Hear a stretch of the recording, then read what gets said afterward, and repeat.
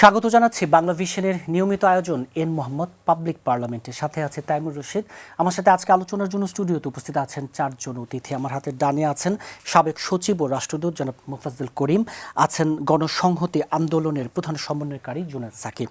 আমার হাতে বামে আছেন সাবেক সচিব ও রাষ্ট্রদূত নাসিম ফেরদৌস, আছেন বাসদের সহ সাধারণ সম্পাদক রাজিকুজ্জামান রতন। আপনাদের চারজনকে স্টুডিওতে স্বাগত জানাচ্ছি। দর্শক, এন মোহাম্মদ পাবলিক পার্লামেন্টের আমাদের আজকের বিষয় বাংলাদেশ ভারত সম্পর্কের অবনতি, কিভাবে বদলাবে পরিস্থিতি। আলোচনা শুরু করতে চাই, যেহেতু কূটনৈতিক ইস্যু, আপনাকে দিয়ে আলোচনা শুরু করতে চাই সাবেক সচিব ও রাষ্ট্রদূত জনাব মোফাজ্জল করিম। এই যে বলছিলাম বাংলাদেশ ভারত সম্পর্কের অবনতি, আমরা দেখেছি গত 5 আগস্টের পরে থেকেই মূলত বাংলাদেশ এবং ভারত ঢাকা দিল্লি সম্পর্কে এক ধরনের টানাপোড়েন চলছে। সেই জায়গায় নতুন করে হাদির মৃত্যুর ঘটনাকে কেন্দ্র করে তো এক ধরনের টানাপোড়েন ছিল। সেই সাথে ভারতের দিল্লিতে বাংলাদেশের হাইকমিশন ছাড়াও ত্রিপুরার আগরতলায় সহকারী হাইকমিশন এবং শিলিগুড়ির ভিসা সেন্টার থেকে ভিসা ও কনসুলার সেবা সাময়িকভাবে স্থগিত রেখেছে বাংলাদেশ। এই যে সম্পর্কের যেই টানাপোড়েন, তিক্ততা বাড়তে বাড়তে যেই জায়গায় যাচ্ছে, আসলে আজকের বাস্তবতায় দাঁড়িয়ে বাংলাদেশ ভারত সম্পর্কের ভবিষ্যৎ আপনি কি দেখছেন? আচ্ছা, দেখুন, আপনি তো বললেন যে এই টানাপোড়েনটা ইদানিংকালে, বিশেষ করে 5 আগস্টের পরে, 5 আগস্টের পরে, পরে আমি যদি বলি যে এই টানাপোড়েন সবসময় ছিল, আচ্ছা, উপরে ভেসে ওঠে নাই। এখন একটু কিছু কিছু ঘটনাবলী ঘটছে, যেগুলোর জন্য হয়তো এখন আমরা এটা নিয়ে এখন এটাকে নাম দিচ্ছি যে হ্যাঁ, সম্পর্কের মধ্যে একটু চিড় ধরেছে। আমি ব্যক্তিগতভাবে মনে করি যে এটা হওয়া উচিত ছিল না, কখনোই হওয়া উচিত ছিল না। কারণ যে দুইটা দেশ একসঙ্গে যুদ্ধ করেছে 1971-এ, হ্যাঁ, করে বাংলাদেশের অভ্যুদয় হয়েছে, সেই দেশের সম্পর্কের মধ্যে আর যাই হোক এই ধরনের তিক্ততা বা এই ধরনের একটা বিচ্ছিন্নতার মতো দেখা যাচ্ছে। আপনি যুদ্ধের কথা তুললেন, এই জন্যই তুলতে বাধ্য হলাম। আমরা দেখেছি 16 ডিসেম্বর এই যুদ্ধকেও তো ভারত এক ধরনের শুধু নিজেদের এক ধরনের বয়ান তৈরি করা, যেটা আমাদের কিছু না তাদের। আচ্ছা, আমি আসছিলাম, ঠিক আছে, সংক্ষেপে বলি তাহলে, আমি সেটা দিয়ে আসতেছিলাম আর কি। কিন্তু ওই কিন্তুটার থেকে আমি বলতে চাই, এখন যে সম্পর্কের যেটা দেখা যাচ্ছে, এটা আর যাই হোক, যত ভদ্রভাবে বলি না কেন, এটাকে সুসম্পর্ক বলে না। তো এটার জন্য কিন্তু আমি বাংলাদেশকে কোনোভাবেই আমি নিরপেক্ষভাবে বলছি, আমি মনে করি বাংলাদেশ মোটেই দায়ী নয়। এমন কোনো ঘটনা বাংলাদেশ ঘটায় নেই। ওই একটা ফেলানি মারা বা অমুক মারা তমুক মারা তো দূরের কথা, একটা মশামাছিও মারে নাই কোনো দিন বাংলাদেশ। সম্পর্ক সবসময় ঠিক রেখে গেছে। এর মানে কোনো হীনমন্যতা নয়, এটাই কূটনৈতিক শিষ্টাচার, এটাই সৎ প্রতিবেশী, এটাই হচ্ছে গিয়ে দুই বন্ধু রাষ্ট্র যারা একসঙ্গে এককালে যুদ্ধ করেছে অন্য একটা তৃতীয় শক্তির বিরুদ্ধে। তো এটাই স্বাভাবিক।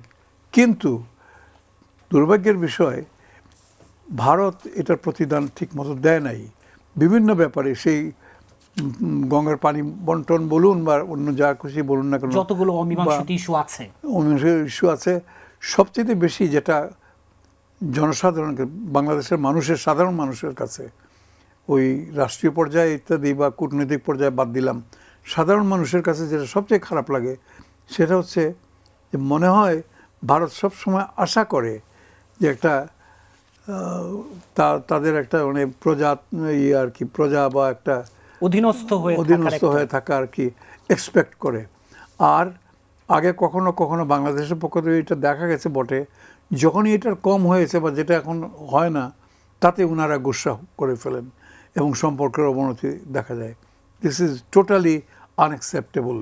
এবং এখানে বাংলাদেশকে আমার মনে হয় স্পষ্টভাবে বার্তা দিয়ে দেওয়া উচিত, মিয়ারা, যদি মনে করো যে আমরা তোমাদের কাছে নতজানু হব তো দূরের কথা, এমনকি গিয়া তোমাদের কাছে গিয়া আমি হাত কসলাতে শুরু করব, নো, নেভার, এটা হবে না।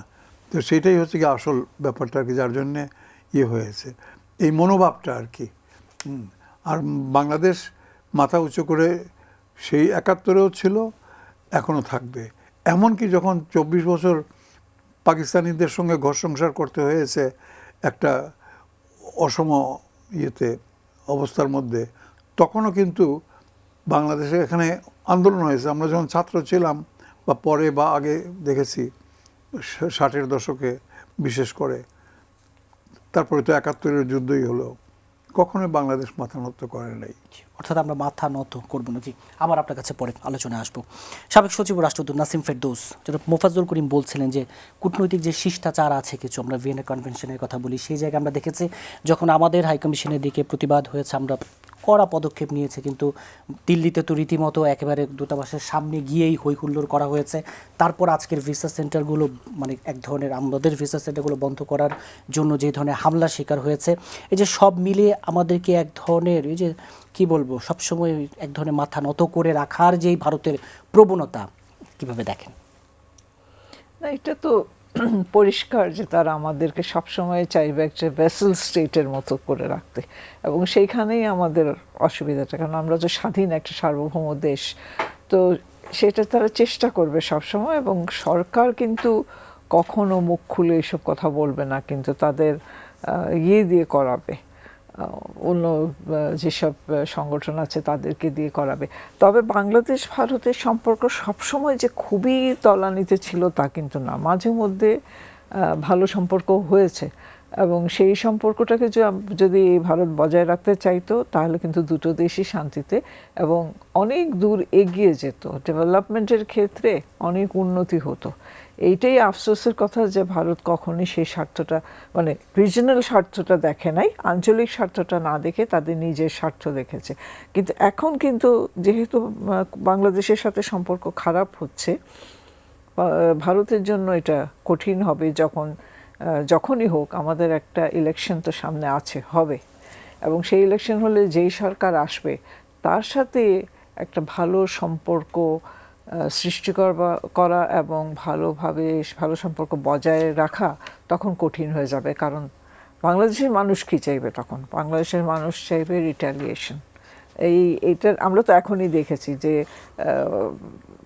দিল্লিতে ঘটনার পরে এখানে মানুষ পারলে যেত, গুলশানে গিয়ে অ্যাটাক করার চেষ্টা করতে হয়তো, কিন্তু সরকার সেটা সামাল দিয়েছে ভালোভাবে। তো কূটনীতিক শিষ্টাচার ভারত কখনোই তোয়াক্কা করেনি বাংলাদেশের ব্যাপারে। আর 16 ডিসেম্বরের কথা আপনি বললেন, 16 ডিসেম্বর তো তারা সবসময় প্রথম থেকে আপনি দেখেন ওসমানী সাহেবকে ওরা আসতে দিয়েছিল, আসতে দেয়নি। সই হয়েছে যখন, উনি তো বাংলাদেশ আর্মির ছিলেন, স্বাধীন বাংলাদেশ আর্মির তো উনি নেতা ছিলেন, ওনাকে তো আসতেই দেয়নি, সেখানে বসতেও দেয়নি, সই করার সময় উনি ছিলেনই না। তো এগুলো তো তারা প্রথম থেকেই বাই ডিজাইন তারা সবসময় করেছে। প্রথম থেকেই উদ্দেশ্য একটাই ছিল যে বাংলাদেশ তাদের ভ্যাসেল স্টেট হিসাবে থাকবে, পাকিস্তান ধ্বংস হয়ে যাবে।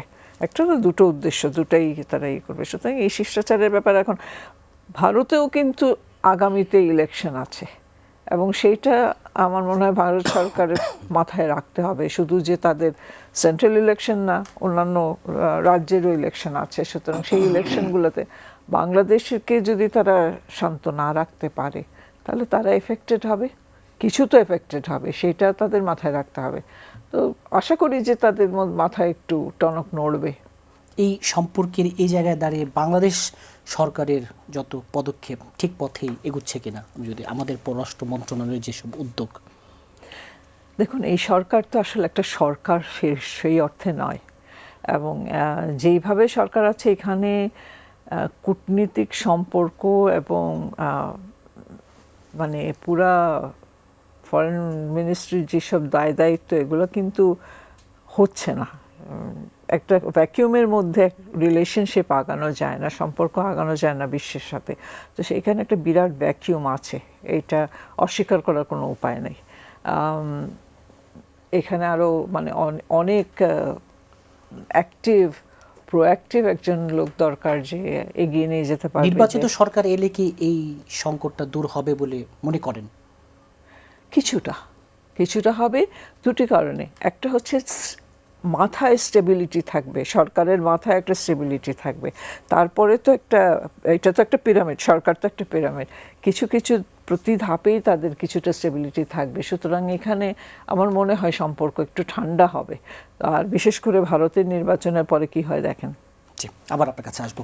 গণসংহতি আন্দোলনের প্রধান সমন্বয়কারী জুনায়েদ সাকি, বলছিলাম 5 আগস্টের পর থেকে ঢাকা দিল্লি সম্পর্কে যেই টানাপোড়েন, সেই জায়গায় এখন নতুন করে যেই অস্থিরতা, কিভাবে দেখছেন? বিশেষ করে যে হাইকমিশনে, আমাদের হাইকমিশনে তাদের এই ভারতীয় দূতাবাসে যখন প্রতিবাদ করা হলো, আমাদের যত উদ্যোগ নেওয়া হলো তার কিছুই আমরা দিল্লিতে যখন বাংলাদেশ হাইকমিশনের সামনে আমরা রীতিমতো হট্টগোল দেখেছি। আজকে শিলিগুড়িতে ভিসা সেন্টারে রীতিমতো হামলা হয়েছে, তারপর ভিসা কার্যক্রম বন্ধ করা হয়েছে। নাসিম ফেরদৌস বলছিলেন যে আগামী নির্বাচিত সরকার এলে কিছুটা এই জায়গাটা হয়তোবা ঠিকঠাক হতে পারে। আপনিও কি তাই মনে করেন কিনা? ধন্যবাদ সবাইকে, সালাম, শুভেচ্ছা, আসসালামু আলাইকুম। মানে 5ই আগস্টের আগে বাংলাদেশ ভারতের সম্পর্ক তো ছিল যে ভারত বাংলাদেশের মানে রাজনৈতিক, অর্থনৈতিক এবং সাংস্কৃতিকভাবে তো আছেই, রাজনৈতিকভাবেও পুরোপুরি নিয়ন্ত্রণ করছিল। এবং যেটা একটু আগে বললেন যে ভেসেল স্টেট বানানো, সেইটার আয়োজন যা হয় সেটা তারা করার চেষ্টা করেছে। বাংলাদেশের মানুষ সেটা গ্রহণ করেনি। বাংলাদেশের মানুষের মধ্যে সেটা নিয়ে একটা তার প্রতিবাদ যেমন ছিল, মানুষের স্বাধীনতা সার্বভৌমত্বের যে তার যে চৈতন্য, সেই জায়গা থেকে মানুষ সবসময় এই বিষয়টাকে বিরোধিতা করেছে।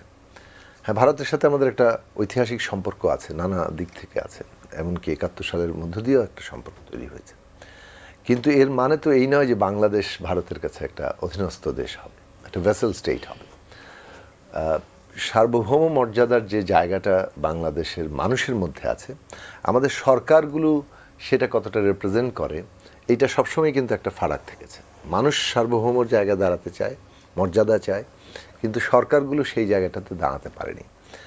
এবং সবশেষে আমরা যেটা দেখলাম যে সর্বশেষ শেখ হাসিনার যে শাসন আমল, একটা ফ্যাসিবাদী শাসন তারা কায়েম করেছে, সেইখানে এসে এইটার পুরোপুরি যাকে বলে যে ভারতের সহায়তা, ভারতের এমনকি তাদের বলতে পারেন যে পরোক্ষ কেবল নয়, প্রত্যক্ষভাবে এটাকে যে এইটা কায়েম করতে তাদেরকে সাহায্য করা, সেইটা বাংলাদেশের মানুষ নানাভাবে অনুভব করেছে। ফলে শেখ হাসিনা বিরোধী লড়াই একভাবে কিন্তু ভারতের এই ধরনের কর্তৃত্ববাদী, আধিপত্যবাদী যে অবস্থান, তার বিরুদ্ধেও লড়াইয়ে পরিণত হয়েছে। সেইটা 5ই আগস্টের পরে ফলে স্বাভাবিকভাবে মানুষের আকাঙ্ক্ষা থাকবে যে আমরা মানে আমাদের সার্বভৌম মর্যাদা, আমাদের জায়গা থেকে ভারতের সাথে সম্পর্কটা করব। নেইবারের সাথে তো কেউ সম্পর্ক, আপনি নেইবার যেহেতু বদলাতে পারবেন না, সুসম্পর্ক তৈরি করাটা উভয় দেশের জন্যই ভালো। কিন্তু সুসম্পর্ক তৈরি করতে গেলে ন্যায্যতার দরকার হয়। সুসম্পর্ক তো অধস্তনতা কোনো সুসম্পর্ক হতে পারে না, দাসত্ব তো কোনো সুসম্পর্কের লক্ষণ না। ফলে বাংলাদেশের মানুষ 5ই আগস্টের পরে এটা তাদের আকাঙ্ক্ষার জায়গা যে ভারতের সাথে আমাদের একটা মর্যাদাকর সম্পর্ক হতে হবে। এখন আমরা যেটা দেখতে পাচ্ছি যে এই যে মানে অনেকগুলো দিক থেকে অভিন্ন নদীর মানে আমাদের যে পানির যে ন্যায্য হিস্সা সেটা আমরা পাচ্ছি না, বরং ক্রমাগত কমছে এবং তারা পানি প্রত্যাহার চলছে এবং নদী শুকিয়ে মরে যাচ্ছে।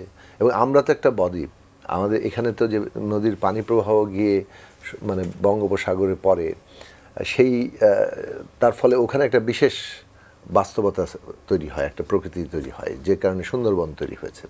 ওই পুরো ইকোসিস্টেম কোল্যাপস করছে।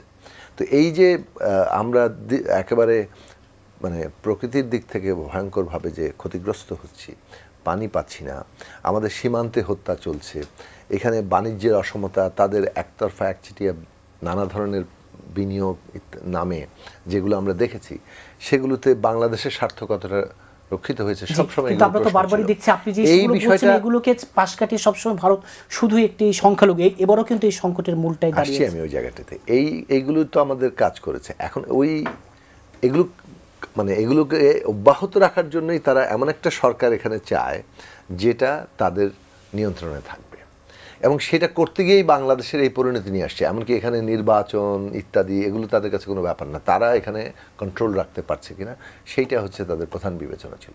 বাংলাদেশের মানুষ পরিষ্কার করে জানিয়ে দিচ্ছে যে আমরা সুসম্পর্ক চাইব, কিন্তু আমাদের অভ্যন্তরীণ রাজনীতিতে তোমার হস্তক্ষেপ আমরা মানব না, এবং আমরা আমাদের ন্যায্য হিসাব প্রত্যেকটি ক্ষেত্রে চাইব। এখন ভারত এই ক্ষেত্রে নানান কার্ড খেলে, এবং এখানে একটা অভ্যন্তরীণ বাস্তবতার জায়গা এটা ঠিক যে আমরা অবশ্যই বাংলাদেশের প্রত্যেকটি নাগরিকের ধর্ম, জাতি, লিঙ্গীয় পরিচয়, প্রত্যেক নাগরিকের আমরা তার মর্যাদা, তার অধিকার, সেইটা সমান অধিকারের জায়গা থেকে চাই। কিন্তু এটা তো ঠিক যে বাংলাদেশে আমরা ধর্মীয় দিক থেকে যারা সংখ্যায় কম, তাদের যে মর্যাদা সেটা আমরা প্রতিষ্ঠা করতে পারিনি। সেইটাকে তারা সবসময় একটা কার্ড হিসেবে ব্যবহার করে। কিন্তু ভারত কি এটা পেরেছে? ভারতে কিন্তু ধর্মীয় দিক থেকে যারা সংখ্যায় কম তারাও নানাভাবে নির্যাতিত নিপীড়িত হচ্ছে, এবং এইটা একটা পলিটিক্স আকারে চলে, সংখ্যাগরিষ্ঠতাবাদীর রাজনীতি। সেটা যেমন ভারতে আছে, তুমুলভাবে আছে, বাংলাদেশেও সেটা নানাভাবে কাজ করে। এর ফলে একে অপরকে পুষ্ট করা হয়, কিন্তু ওই পুষ্ট করার মধ্য দিয়ে কে বেশি কার্ডটা খেলতে পারবে সেটা দিয়ে আসল জায়গাটা সেটা যে আমি নিয়ন্ত্রণ রাখবো এবং আমাদের নিজেদের অন্যায্য স্বার্থগুলো আদায় করে নিব, সেইটা বাংলাদেশের মানুষ গ্রহণ করছে না। ফলে বাংলাদেশের দুটো দিকে গুরুত্ব দিতে হবে। একটা হচ্ছে যে আমরা আমাদের এমন একটা রাজনৈতিক ব্যবস্থা নির্মাণ করতে হবে যাতে করে আমরা আমাদের দেশের মানুষকে ঐক্যবদ্ধ রাখতে পারি, আমাদের দেশের প্রত্যেকটি মানুষের অধিকার এবং মর্যাদা প্রতিষ্ঠা করতে পারি, যাতে সেটা নিয়ে কেউ কার্ড খেলতে না পারে। দুই হচ্ছে আমরা যদি ঐক্যবদ্ধ থাকি তাহলে আমরা আমাদের জাতীয় স্বার্থের ভিত্তিতে ভারতের সাথে সুসম্পর্কের জায়গায় এগোতে পারবো। এই গভর্নমেন্ট সেটা কতটা পাচ্ছে সেটা নানা দিক থেকে আলোচনা এই আলোচনা আবার একটু পরে যাচ্ছি। আবার আপনার কাছে আসবো। বাসদের সহ সাধারণ সম্পাদক রাজাকুজ্জামান রতন, এই যে জুনায়েদ সাকিব বলছিলেন যে ভারতের সাথে বাংলাদেশ বা ঢাকা দিল্লি সম্পর্ক হবে ন্যায্যতার সম্পর্ক, মর্যাদার সম্পর্ক, সেই জায়গাটা বারবারই আসলে ভারতের তরফ থেকে এক ধরনের বাধা আসছে এবং বর্তমান যে বাস্তবতা দাঁড়ালো। পৃথিবীতে যতগুলো দেশ আছে, যদি ধরি 190টা দেশ আছে, প্রত্যেকটা দেশের তো কিছু প্রতিবেশী আছে। প্রতিবেশীদের সঙ্গে সম্পর্কের ধরনটা কী হবে, রাষ্ট্রবিজ্ঞানের ভাষায় কি হয়, আর প্র্যাকটিক্যালি সেটা কীভাবে চর্চা হয়। একটা বড় শক্তিশালী দেশের সঙ্গে একটা দুর্বল দেশের থাকাটা সবসময় কিন্তু কিছু টানাপোড়েন থাকে। যেমন ওই আমেরিকার পাশে কানাডা একসময় বলেছিল, কানাডার প্রধানমন্ত্রী, সে বলেছিল যে এটা মনে হয় যে হাতির পাশে শুয়ে থাকার মতো, কখন যে আমার উপর গড়িয়ে পড়বে। তো এই ধরনের সবসময় একটা অনিশ্চয়তা, উত্তেজনার মধ্যেই থাকতে হয়। সেই ক্ষেত্রে রাষ্ট্রের সঙ্গে রাষ্ট্রের সম্পর্ক, জনগণের সঙ্গে জনগণের সম্পর্ক, এবং এর ভিত্তি হিসেবে কাজ করে অর্থনৈতিক সম্পর্ক, এর মধ্যে থাকে সাংস্কৃতিক সম্পর্ক। তো এগুলোকে কিন্তু বিবেচনা রাখতে হবে। বাংলাদেশের সঙ্গে ভারতের যদি বলি যে 47-এর পর থেকে যে ঘটনাটা ঘটেছিল, 71-এ আবার আমাদের মুক্তিযুদ্ধের সময় যে সম্পর্কের নতুন রসায়ন তৈরি হয়েছিল, সেগুলোকে একটু আমাদের বিবেচনায় রাখতে হবে। 71-এ যে বিপুল পরিমাণ উদ্বাস্তু দেশ ত্যাগ করেছিল, ভারত থেকে একদল মানুষ শুধু ধর্মের কারণে এই বাংলাদেশে চলে এসেছিল, বাংলাদেশ থেকেও একদল মানুষ শুধু ধর্মের কারণে ভারতে চলে গিয়েছিল। সেই ক্ষতটা দূর করবার জন্য সেই দুই দেশ তখন কিন্তু খুব ভালো ভূমিকা পালন করেনি। ফলে এই ক্ষতটা আমাদের একটা ক্ষত চিহ্নর মতোই থেকে গেছে। দুই, যদি বলি যে তারপরে দুই দেশই এইটাকে কার্ড হিসেবে খেলেছে। 65-তে ভারত পাকিস্তান যুদ্ধ হলো, যুদ্ধ হওয়ার পরে আমাদের এখানে যেটা হলো শত্রু সম্পত্তি, যেটা পরবর্তীতে স্বাধীনতার পর সে আইন বাতিল হলো না, সেটা অর্পিত সম্পত্তি হয়ে গেল। তো এই যে মানে মানসিক জগতে আঘাতগুলো থাকে, এরপরে দেখুন এই দুটোকেই দুই দেশ কিভাবে খেলেছে। ভারতের একটা ছোট্ট উদাহরণ দিয়ে বলি, ভারতের চারপাশের যে দেশগুলো আছে একটু খেয়াল করে দেখুন। ভারতের পাশে আছে নেপাল, তার সঙ্গে ভারতের সম্পর্কটা কেমন? ভারতের পাশে বাংলাদেশ, 4000 কিলোমিটার আমাদের সীমানা, আমাদের সঙ্গে সম্পর্কটা কেমন? ভারতের পাশে আছে পাকিস্তান, তার সঙ্গে সম্পর্কটা কেমন? ভারতের আর একটু পাশে আছে চীন, তার সঙ্গে সম্পর্ক কেমন? এবার একটু সামান্য সম্পর্ক আছে আফগানিস্তানের সঙ্গে, সেখানেও সম্পর্কের ধরনটা কেমন? সমুদ্র পার হয়ে গেলে শ্রীলঙ্কা, তার সঙ্গে সম্পর্ক কেমন? অথবা একটু পরে গেলে মালদ্বীপ। তাহলে ভারতের একটা কর্তৃত্ববাদী মানসিকতার কারণে প্রায় প্রত্যেকটা দেশের সঙ্গে তার সম্পর্কে কিন্তু একটা টানাপোড়েন আছে, এবং এই টানাপোড়েনটা ঠিক মর্যাদা সম্পন্ন সম্পর্ক নয়। যে কারণে আমাদের দেশে সবসময় আমাদের একটা চিন্তা থাকে, আমরা বন্ধুত্ব চাই না বশ্যতা চাই। ভারত চায় একটু বশ্যতা থাক, আর আমরা চাই, আমরা একটা বন্ধুত্ব চাই, একটা মর্যাদাপূর্ণ বন্ধুত্ব। আমরা মুক্তিযুদ্ধের মধ্য দিয়ে একটা দেশ, তার যে একটা জাতীয়তাবাদী আবেগ তৈরি হয়েছিল, তার যে একটা স্বাধীনতার আকাঙ্ক্ষা তৈরি হয়েছিল, এবং তার মধ্য দিয়ে মর্যাদাপূর্ণ সমাজ পাওয়ার এবং মর্যাদাপূর্ণ দেশ পাওয়ার যে আকুতি তৈরি হয়েছিল, সেটা বারবার কিন্তু আমাদেরকে তাড়িত করে। তাহলে ভারতের সঙ্গে আমাদের যে এই ভৌগোলিক সীমারেখা আছে, এই ভৌগোলিক সীমানার উপর রাজনৈতিক কর্তৃত্ব তারা বারবার কিভাবে আরোপ করে। যে 54টা নদী ভারত থেকে বাংলাদেশে প্রবেশ করেছে, তার মধ্যে 51টাতেই তারা বাদ দিয়েছে। এটা কি কোনো আন্তর্জাতিক বিধিনিষেধ নীতি পদ্ধতির মধ্যে পড়ে? আচ্ছা, বাংলাদেশের যে পরিমাণ আমাদের নদী আছে, সেই নদীগুলো কি পরিমাণ পানি বহন করে? বাংলাদেশের উপরে বাংলাদেশের চাইতে 15 গুণ বেশি এলাকায় যে বৃষ্টিপাত হয়, সেই বৃষ্টির পানি তো গড়িয়ে পড়ে বাংলাদেশের ভিতর দিয়ে সমুদ্রে যায়। তো নদী হিসেবে যেগুলো যায় সেগুলোকে আপনি বন্ধ করছেন কেন? এই ন্যাচারাল যে পানির ফ্লো, হ্যাঁ, এটাকে বন্ধ করাটা কি কোনো আইনে, কোনো নৈতিকতায় গ্রহণযোগ্য? এটা যেমন আমাদের একটা বিরাট ইস্যু আছে, ঠিক তেমনি $16 বিলিয়ন আমাদের একটা বাণিজ্য আছে। আমরা টেনে টুনে $1.5 থেকে $2 বিলিয়ন এক্সপোর্ট করি, বাকি পুরোটাই ইম্পোর্ট করি। এই যে এত টানাপোড়ন, তার মধ্যে আবার 15,000 টন পেঁয়াজ আমদানির অনুমতি দেওয়া হয়েছে। তার মানে আমাদের আমদানি রপ্তানির একটা বিরাট অংশ ভারতের সঙ্গে হয়। আবার আমাদের বঙ্গোপসাগর একটু পাশে গেলেই তো ভারত মহাসাগর। ফলে সব মিলিয়ে এখানে আবার সমুদ্র, আমাদের যে 3 দিক দিয়ে ঘেরা ভারত, একদিকে সামান্য একটু জায়গা আছে মায়ানমার, তারপর মুখটা হচ্ছে আমাদের বঙ্গোপসাগর, সেটাকে কেন্দ্র করে ভারত সাগর, যেটা সব মিলিয়ে এটাও একটা আমাদের ভূ রাজনৈতিক বিষয়টা আছে। ফলে বাংলাদেশের মতো একটা দেশকে সবসময় একটু সংশয়ের মধ্যে থাকতে হয়, একটু টেনশনের মধ্যে থাকতে হয়। এই বুঝি ভারত কী করলো? পৃথিবীতে যে কয়েকটা দেশ তার প্রতিবেশীকে কাঁটা বেড়া দিয়ে ঘিরে রেখেছে, সেরকম দেশের সংখ্যা কিন্তু খুব বেশি না। মেক্সিকো থেকে টেক্সাসকে কেড়ে নেওয়ার পরে আমেরিকা সেখানে কাঁটাতারের বেড়া এবং দেয়াল দিয়েছে। প্যালেস্টাইনের কাছ থেকে জায়গা কেড়ে নিয়ে ইসরায়েল সেখানে কাঁটাতারের বেড়া এবং দেয়াল দিয়েছে। আর আমাদের সঙ্গে এই কাঁটাতারের বেড়া এবং দেয়াল আছে, ফলে কাঁটাতারের বেড়া আছে। ফলে সেদিক থেকেও দেখলে কাঁটাতারের বেড়া দিয়ে একটা দেশকে ঘিরে রাখা, এটা কিন্তু একটা মানবিক দিক থেকেও যেমন খুব খারাপ দিক, সম্মানের দিক থেকেও কিন্তু খুব হানিকর। এগুলো নিয়েই তো আমরা বসবাস করি। ফলে আমাদের দেশের জনগণ সব সময় চায় ভারতের সঙ্গে আমাদের একটা মর্যাদাপূর্ণ সম্পর্ক থাকুক, একটা বন্ধুত্বপূর্ণ সম্পর্ক থাকুক। আমাদের একটা সাংস্কৃতিক যোগাযোগ আছে, সেটা আমরা অব্যাহত রাখতে চাই, কিন্তু আমরা সাংস্কৃতিক আধিপত্যটা মানতে চাই না। আমাদের একটা অর্থনৈতিক লেনদেন আছে, সেটা আমরা জানতে চাই বা রক্ষা করতে চাই, কিন্তু আমরা অর্থনৈতিক নিপীড়নটা পেতে চাই না। ভারতের সঙ্গে আমাদের রাজনৈতিক সম্পর্ক আছে, কিন্তু রাজনৈতিক আমরা অধীনস্থ হয়ে থাকতে চাই না। ভারতের সঙ্গে আমাদের ভূমিগত সম্পর্ক আছে, আমরা ভূ রাজনৈতিক কর্তৃত্ব মানতে চাই না। এই যে মানতে চাই না, এটা কিন্তু বাংলাদেশে শুধু এখনকার চাওয়া নয়। এই বাংলাদেশ কিন্তু দিল্লির সম্রাটের বিরুদ্ধেও বারবার রুখে দাঁড়িয়েছে। ফলে এই অঞ্চলের মানুষের যে প্রতিবাদী মন, এটুকু বলে শেষ করি। দেখুন, ভারত বিভক্ত হলো, ব্রিটিশরা যাওয়ার আগে ভারতের কোন দুটো অংশকে বিভক্ত করে দিয়ে গেল? যে দুটো অংশের সবচেয়ে বেশি ব্রিটিশ বিরোধী আন্দোলন হয়েছিল, তার মধ্যে একটা পাঞ্জাব দ্বিখণ্ডিত করলো, আর একটা করলো কোনটা? বাংলা, তারা দ্বিখণ্ডিত করলো। কেন? তারাও বুঝেছিল এই অঞ্চলের মানুষের মধ্যে একটা প্রতিবাদী মনন আছে, সেই প্রতিবাদী মননটাকে বিভক্ত করেছিল তারা। সেই বিষয়গুলোকে আমাদেরকে বিবেচনা রাখতে হবে। ফলে ভারত বাংলাদেশের সম্পর্ক শুধু আজকে একটা সাম্প্রদায়িক টেনশনের কারণেই এটা হচ্ছে তা নয়।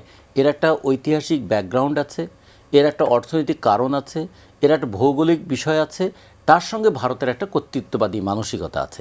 তার নিরিখেই আমাদের এই সম্পর্কটা দেখতে হবে। যেটা মুফাজ্জল করিম, যে এই আলোচনায় এসেছিল যে ভারত বরাবরই এই যে সংখ্যালঘু কার্ডটা নিয়ে খুব বেশি খেলে, যদিও তার নিজের দেশের দিকে যদি দৃষ্টি দেয়, সেখানে মুসলমানরা কী পরিমাণ নির্যাতিত, নিপীড়িত হচ্ছে, নানা ঘটনা, নানা চিত্র আসে। এই যে বারবার এই কার্ডটা নিয়ে খেলা, ব্যাপারটা কিন্তু দৃষ্টিভঙ্গির ব্যাপার। ভারত যেহেতু একটা বিরাট দেশ, পৃথিবীর সবচেয়ে বড় বড় দেশগুলোর একটা অন্যতম বিরাট দেশ, জনসংখ্যাও প্রচুর, হ্যাঁ, সেই তুলনায় আমরা নস্য, একেবারে ক্ষুদ্র, অতি ক্ষুদ্র। তো মনে করে যে আরে এই এত ছোট এটা, এত পিঁপড়া, আমি একটা মহিষ আর ও একটা পিঁপড়া, তো আমার কাছে এসে সে এরকম আমার কাছে নতজন হয়ে থাকবে, সব সময় হাত জোড় করে থাকবে, তা না, এদিকে বেশ বড় বড় কথাবার্তা বলে এসে ইত্যাদি। কিন্তু একটা জিনিস ভুলে যায় যে বাঙালি আকারে ছোট হতে পারে, বাঙালির জনসংখ্যা ওদের তুলনায় কম, তাদের রিসোর্স সম্পদ আমাদের বলতে গেলে কিছুই নাই, তাদের সব কিছুই আছে, ইত্যাদি ইত্যাদি অনেক কিছু। কিন্তু যেটা তাদের হয়তো আছে, কিন্তু তাদের তাতে শতগুণ বেশি আমাদের, সেটা হচ্ছে বাঙালির মজ্জাগত একটা তেজি মনোভাব, একটা স্বাধীন চেতা মনোভাব। এটা থাকার জন্যেই আমি মাত্রই বলবো, মাত্র 24 বছর মুসলমান ভাইদের সঙ্গে আমরা একসঙ্গে থাকার পরেও জুদা হয়ে গেছি, আলাদা হয়ে গেছি। তার কারণ আমরা দেখেছি যে আমাদের যেটা ন্যায্য পাওনা বা যে সম্ভ্রমটুকু, সম্মানটুকু পাওয়া, সেটা আমরা পাই না। এখানে আবার ইন্ডিয়া ভুল করতেছে। একসঙ্গে তোমরা যুদ্ধ করেছো আমাদের সঙ্গে, 71-এ মানলাম, স্বাধীন করেছো, আমাদের স্বাধীন হতে সাহায্য করেছো। যদিও আমাদের বিজয় দিবস 16ই ডিসেম্বরকে ওনারা বলেন ওনাদের বিজয় দিবস। আরে তোদের বিজয় দিবস, তোরা ভাড়াটিয়া হিসেবে আসছস, আইয়া ভাড়াটিয়া হিসেবে আইয়া আমার পাশে দাঁড়িয়ে গুলি মারছস, কিন্তু যুদ্ধ তো আমার। তোমরা যদি নাও আসতো আমি যুদ্ধ করতাম। এবং এটার ভুরি ভুরি ইনস্ট্যান্স আছে, বিশেষ করে 71-এ। তো যাই হোক, এইখানে আমি মনে করি এটা হচ্ছে গিয়ে ভারতীয় জাতির আমি কোনো দোষ দিই না, কারণ জাতি হেটারোজেনিয়াস একটা মাস অফ পিপুল, অনেক কিছুই হতে পারে। কিন্তু নেতৃত্বের মধ্যে গলদ আছে।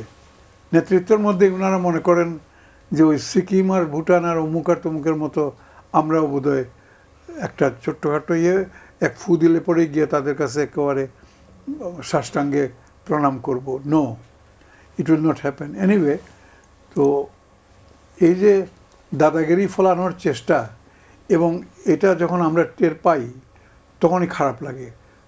বিশেষ করে যখন দিদি তুমি দাদা হিসাবে তুমি আমার বর্ডারে আমার রেগুলার মানুষ মারবে, তারপরে বলবে ও সরি সরি আর হবে না এরকম, তারপরে আবার পরের দিন সকালে দেখা যায় আরেকটা লাশ পড়ে গেছে, ইত্যাদি ইত্যাদি অনেকই। যে পানির হিস্সা নদীগুলোর আমাদের পাওয়ার কথা, আরে বাবা ঠিক আছে, আমি যদি এখানে একেবারে মানে 1 কাহন যদি আমি পানি চাই, তুমি সেখানে আমাকে তো 1 গ্লাস পানি তো দিবা, কিন্তু তা না, সে তুমি এটা পাত্তাই দাও না। এরকম কত কিছু, কত দৃষ্টান্ত, কত আছে। জি, তাহলে আগামী যে নির্বাচিত সরকার, যেই সরকারই আসবে ক্ষমতায়, সেই সরকারের জন্য এই যে বাংলাদেশ ভারত সম্পর্কের জায়গাটা একটা স্বস্তিদায়ক জায়গায় আনা, স্বাভাবিক অবস্থায় ফিরিয়ে আনাটা কতটা চ্যালেঞ্জ? না, এটা প্রশ্নটা তুলেছেন, ভালো করেছেন।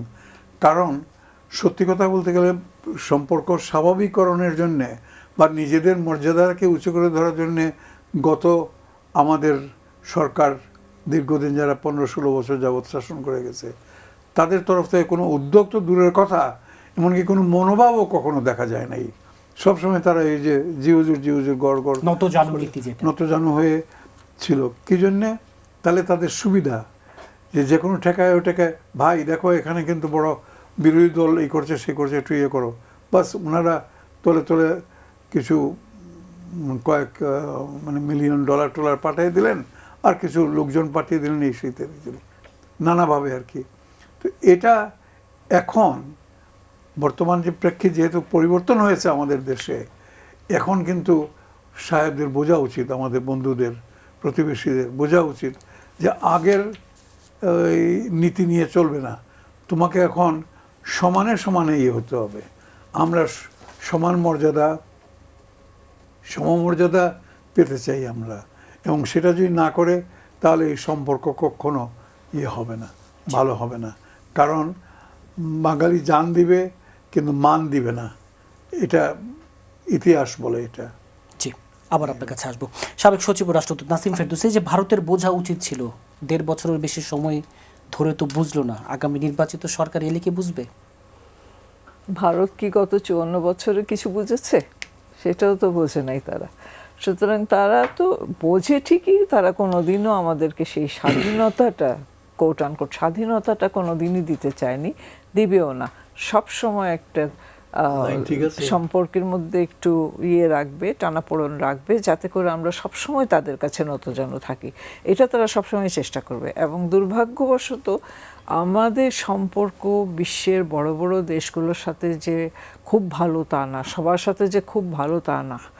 বিশেষ করে এখন যদি আপনি দেখেন, যদি এই দেশগুলোর যদি সমর্থন সম্পূর্ণভাবে পাওয়া যেত, তাহলে আমরা কিন্তু আরও অনেক স্ট্রং একটা পজিশনে থাকতাম। ইদানিংকালে আমেরিকার বক্তব্য দেখছি, ট্রাম্পের বক্তব্য দেখছি এই সরকারের বিরুদ্ধে, আগের সরকারের পক্ষে কথাবার্তা বলছে। আপনার অন্যান্য দেশেরও 2-1 বলছে, রাশিয়ারও মানে বক্তব্যগুলো খুব ড্যামেজিং বক্তব্য এবং নিরাশ করার মতো বক্তব্য। সুতরাং এই সম্পর্ক কোনোদিন সহজে কোনোদিন ভালো হবে বলে মনে হয় না, যেই সরকারই আসুক না কেন। প্রথম কথা হলো যে ইলেকশনে আসলে তো সে আগের গত সরকারের মতো ভারত বন্ধু, মানে ভারত আমাদের বেস্ট ফ্রেন্ড, এই জিনিস তো হবে না। সুতরাং সেই আমাদেরকে সম্পর্ক গড়ে তুলতে হবে। সমানের কথা বললে একটু ডিফিকাল্ট, কারণ ভারত বিশাল দেশ এবং ভারতের সবগুলো স্টেট কিন্তু একরকম বিহেভ করে না। স্টেট গভর্নমেন্টগুলো, অনেক স্টেট গভর্নমেন্ট আছে প্রো বাংলাদেশ, কিন্তু তাদের কোনো নাই, নাই সেন্ট্রাল গভর্নমেন্টে। তো সেন্ট্রাল গভর্নমেন্টে যতদিন একটা সহিষ্ণু ভালো সরকার যতদিন না হবে, শুধু আমাদের জন্য না, তাদের জন্য, যে তাদের বাংলার সাথে তাদের কি সম্পর্ক এখন সেন্ট্রাল গভর্নমেন্টের। তো সুতরাং সেই পশ্চিমবঙ্গের সাথে সম্পর্ক ভালো করতে পারলে তখন তারা এখানে সম্পর্ক ভালো করবে, না হলে কোনো দিনও হবে না। সেক্ষেত্রে তাহলে আগামী সরকারের সবচেয়ে বড় চ্যালেঞ্জ কি হবে, যেই আসুক মানে ক্ষমতায়? কঠিন হবে, বাট চ্যালেঞ্জ হবে যে আপনার যে ব্যবসার সম্পর্ক আছে বা অন্যান্য অর্থনৈতিক সম্পর্ক ছাড়াও অর্থনৈতিক সম্পর্ক এবং যে কালচারাল সম্পর্ক আছে এইগুলোকে সমৃদ্ধ করা খুব ন্যায্যতার মর্যাদার সম্পর্কটা মানে প্রতিষ্ঠিত করা কি খুব সহজ হবে? কঠিন হবে। ন্যায্যতা আপনি গত সরকারের সময় আপনি ন্যায্যতা পান নাই, সবচেয়ে বড় বন্ধু ভারতের, তারপরে আপনি তো ন্যায্যতা পাননি, আপনি ন্যায্য হিসাব পেয়েছেন, পান নাই, আপনি কোনো কিছু বন্ধ হয়নি, কিছুই হয়নি। সুতরাং আরো বড় বড় প্রথম সরকার যখন হয়েছিল এই ইলেকশন কি বলে ইন্টারিম গভর্নমেন্টের পর, আগের মিলিটারি গভর্নমেন্টের পরে, সেখানে আপনাদের মনে থাকবে যে প্রধানমন্ত্রী গিয়েছিলেন দিল্লি, বিশাল একটা সমঝোতা স্মারক নিয়ে এসেছিলেন, কতটা জানি 100টা না কতটা পয়েন্ট ছিল, একটিও হয়নি, বাস্তবায়ন হয়নি। তো বাস্তবায়ন না হলে সেই সম্পর্ক তো কোনো মানে নেই, এটা কাগজের সম্পর্ক, আর অন দ্য গ্রাউন্ড কি সম্পর্ক সেইটা। মানুষ তো কোনো দিন ভারতের উপরে ভরসা রাখতে পারেনি, সাধারণ মানুষ বাংলাদেশে কোনো দিনও ভরসা রাখতে পারেনি, কোনো দিনও সম্পর্ক ভালো হয়নি। একটু হয়তো আমরা আশার আলো দেখেছিলাম সার্কের মাধ্যমে, কিন্তু সেটাও শেষ হয়ে গেল, কারণ ভারতেই তাদের কার্যকর এখনকার সরকার করতে চায় না। সেই সরকার, যেই সরকার সই করেছিল সেই সরকার তো থাকলো না, থাকলে পরে হয়তো চেঞ্জেস হতো। জি, আবার আসবো আপনার কাছে। একটু সমসাময়িক রাজনীতির দিকে দৃষ্টি দিতে চাই। জুনায়েদ সাকি, এই যে প্রথম আলো ডেইলি স্টার হামলা এবং গত 2-3 দিনে পুরো দেশ জুড়ে যা হলো, নাহিদ ইসলাম বলছেন যে সরকারের ভেতরে একটি অংশের এখানে সংশ্লিষ্টতা আছে। আমি যদি ভুল না হয় আপনি বলছেন যে সরকারের, আপনি আজকে প্রশ্ন রেখেছেন যে সরকারের এই নীরবতা আসলে রহস্যজনক, যদি আমি ভুল না হয় আপনি এরকম একটি মন্তব্য আছে। মানে ঠিকই সরকারের নীরবতার কারণটা কি আসলে আপনার কাছে কি মনে হয়? সেই জবাবদিহি চাচ্ছি আমরা আর কি। কারণ আপনি ঘটনা যেমন ধরেন ওসমান হাদিকে যেভাবে হত্যা করা হলো, এবং সেটা তো সারা দেশের মানুষকে শোক ক্ষোভ দুটোর মধ্যেই, মানে আমরা একই সাথে শোকাবহিত, একই সাথে আমরা ক্ষুব্ধ, এবং এইটা আরও বড় আকারে ভারত প্রসঙ্গে এখানে আসে। একদিকে যেমন মানে পতিত শেখ হাসিনা সরকারের সবাই, শেখ হাসিনা নিজে সহ আমরা দেখছি তাদের একটা উল্লেখযোগ্য অংশ তার সরকারের, তারা এখন ভারতে আশ্রয় নিয়েছেন এবং সেইখান থেকে তারা অপারেট করছেন, যারা এখানে একটা মানে বেশ বড় আকারে হত্যাযজ্ঞ চালিয়ে গেছে, গণহত্যা চালিয়ে গেছে, এবং ওইখান থেকে আবার অর্ডার দেওয়া হচ্ছে। যে ধরনের কনভারসেশনগুলো আসছে তাদের পরিষ্কারভাবে তারা হিসেব নিতে চাচ্ছেন, তারা উস্কানি দিচ্ছেন হত্যা করার, এবং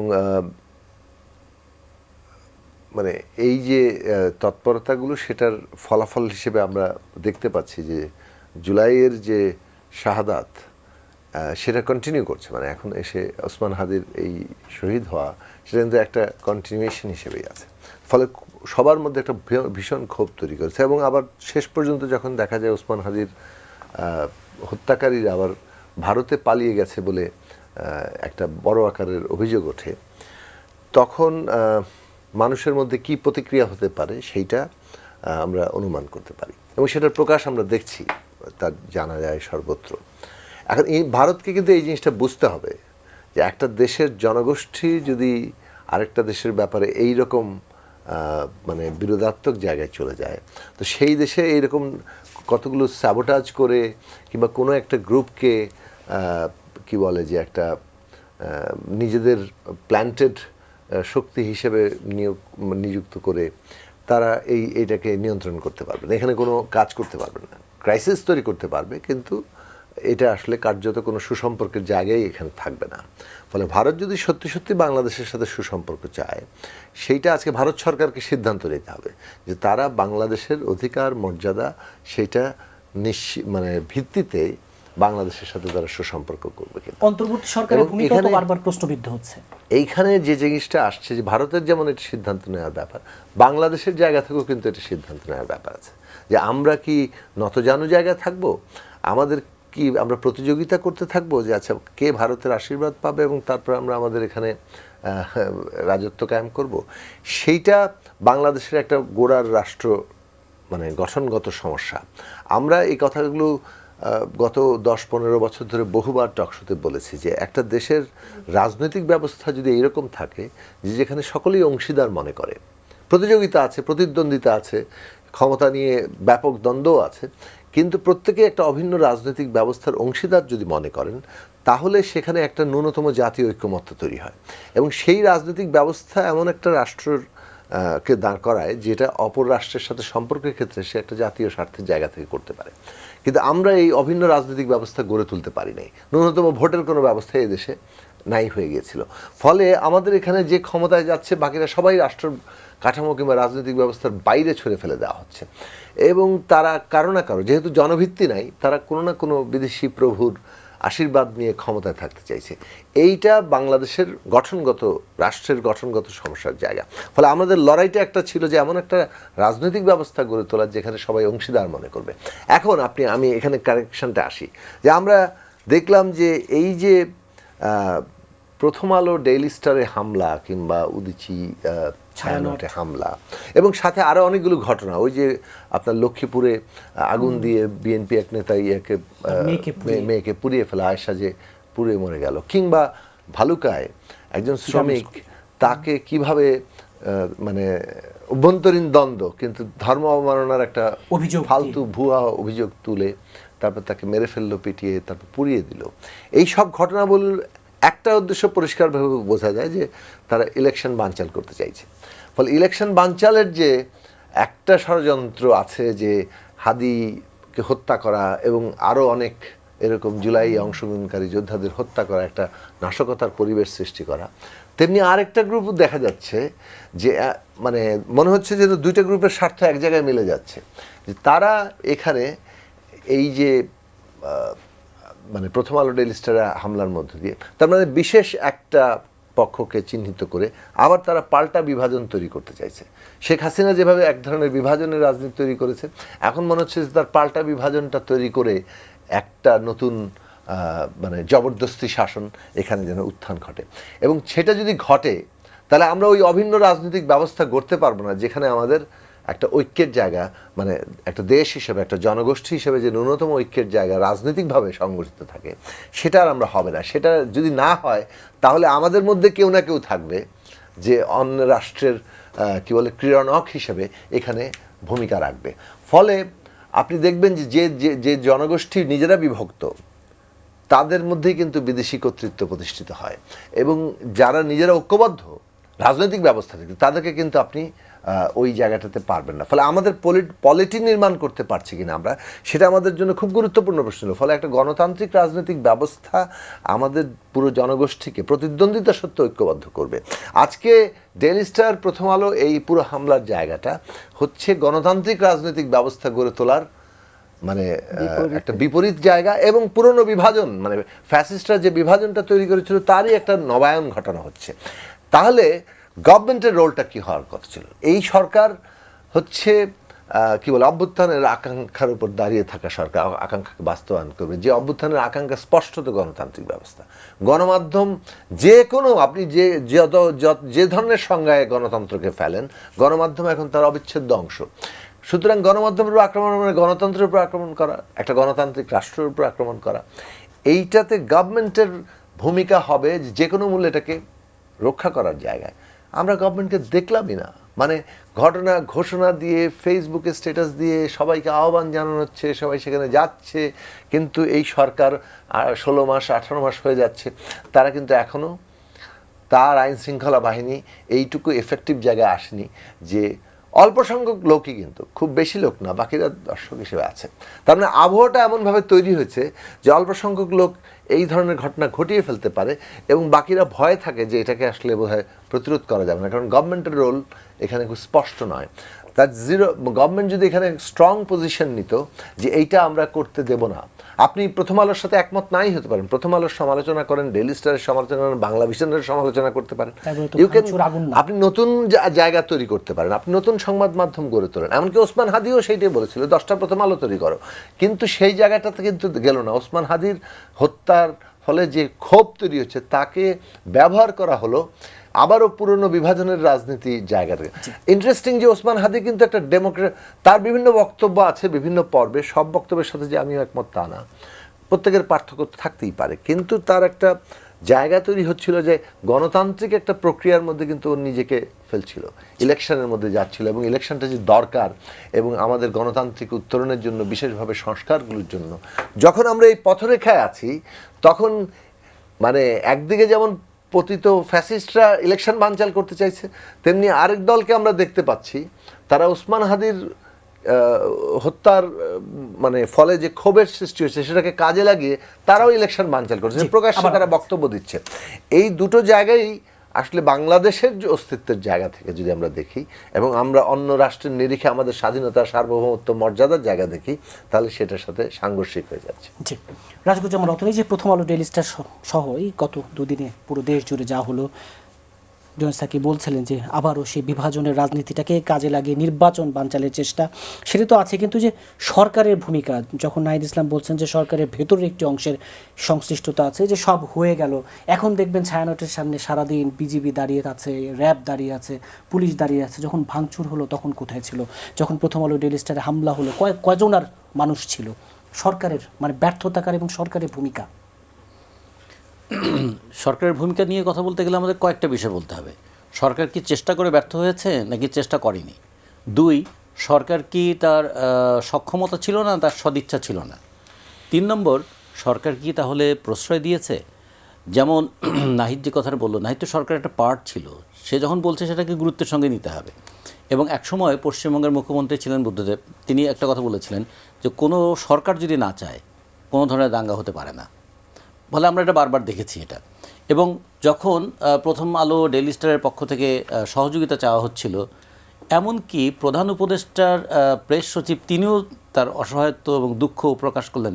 একদিন যিনি এই সমস্ত ভায়োলেন্সকে তিনি প্রেশার গ্রুপ বলেছিলেন, তিনিও শেষে কিন্তু খুব দুঃখ করে বললেন যে আমরা এটা রক্ষা করতে পারলাম না। তা পারলাম না, এই দুঃখটা কার কাছে করবেন? মানুষ, রুগী ডাক্তারের কাছে যাচ্ছে, ডাক্তার নিজেই দুঃখ করছে, আহারে কিছু করতে পারছি না, তাহলে রুগীর অবস্থাটা কী হবে? রুগী তো একটা ভরসা পেতে চেয়েছিল।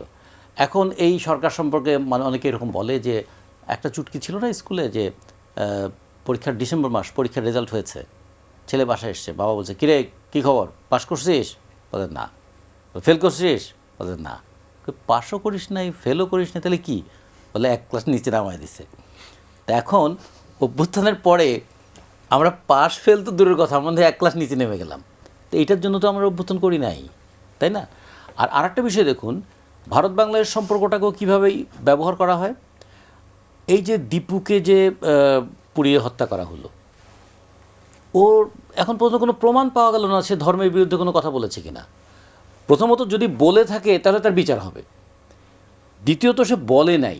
পৃথিবীতে ধর্মগুলোর মধ্যে অনেক পার্থক্য আছে, কিন্তু কয়েকটা জায়গায় তাতে মিল আছে। কি মিল? মিথ্যা কথা বলবে না। 2, অন্যের সম্পত্তি কেড়ে নেবে না। 3, মেয়েদের প্রতি খারাপ আচরণ করবে না। 4, শিশুদের উপর কোনো আক্রমণ করবে না। 5, শস্যক্ষেত্র নষ্ট করবে না। এগুলো সেই 10 কমান্ডমেন্টস থেকে শুরু করে সমস্ত ক্ষেত্রে কিন্তু এগুলো একটা নানাভাবে আছে। তা যারা এই ধর্মের কথা বলে এটা বললো, তারা জানে না নিজেদের কাছে যে কত বড় একটা মিথ্যাচার তারা করছে। এটা কেমন করে করতে পারলো? এবং এইটা যখন করতে পারলো, এর প্রতিক্রিয়া কি ভারতে পড়বে না? আচ্ছা, ভারতে পড়লে তারাও কি তাহলে সত্যবাদী হয়ে উঠছে? না, তারাও কিন্তু মিথ্যারই আশ্রয় নিচ্ছে। ভারতে এখন কোনো একজন যুবকের ব্যাগের মধ্যে একটু গোমাংসের গন্ধ পাওয়া গিয়েছে, এই জন্য তাকে হত্যা করা যায়। এবং তখন ভারতের মানে যারা গণতান্ত্রিক প্রগতিশীল মানুষ বলছেন যে আমরা ভারতটা অন্য কোনো কিছু আবিষ্কার করতে না পারলেও এমন একটা বায়োসেন্সিটিভ নাক আবিষ্কার করেছি যে নাক আমরা 2 কিলোমিটার দূর থেকে গন্ধ শুনে বুঝতে পারি কার মধ্যে কী আছে। মানে তাদের ওখানে কিন্তু প্রতিবাদ ছিল। তাহলে এই যে সাম্প্রদায়িকতাকে দুই দেশে উস্কে দিয়ে, এমন খেয়াল করুন বাংলাদেশের একদিকে আছে পশ্চিমবঙ্গ, আরেকদিকে আসাম, আরেকদিকে ত্রিপুরা। এখন যদি আমাদের এখানে সাম্প্রদায়িকতাকে বাড়িয়ে তোলা হয় তাহলে ওই অঞ্চলেও সাম্প্রদায়িকতা বাড়বে। তার ফলাফলটা কী হবে? বাংলাদেশে আর এক প্রান্তে আছে একটু মায়ানমার, সাম্প্রদায়িকতার উস্কানি বাড়লে ওখানে তার ফলাফলটা কী হবে? ফলে বাংলাদেশে যারা সাম্প্রদায়িকতার আগুন নিয়ে খেলে তারা কি বাংলাদেশের স্বার্থ বোঝে, নাকি নিজেদের ভোটের স্বার্থ বোঝে, নাকি একটা উন্মাদনা তৈরি করে, উন্মত্ততা তৈরি করে তারা নিজেদের আখের গোছাতে চায়? আবার অন্যদিকে দেখুন, প্রতি বছর বাংলাদেশ থেকে 22 লক্ষ মানুষ যায় ভারতে। তার মধ্যে একটা বিরাট অংশ, 70% হচ্ছে আমাদের মেডিকেল ট্রিটমেন্টের জন্য যায়। এবং এইটা ভারতের কিন্তু আয়ের একটা বড় অংশ, প্রায় $6 বিলিয়ন তাদের এখান থেকে আয়ের মতো আসে। তাহলে এইটা বন্ধ হয়ে যাচ্ছে একদিকে যেমন।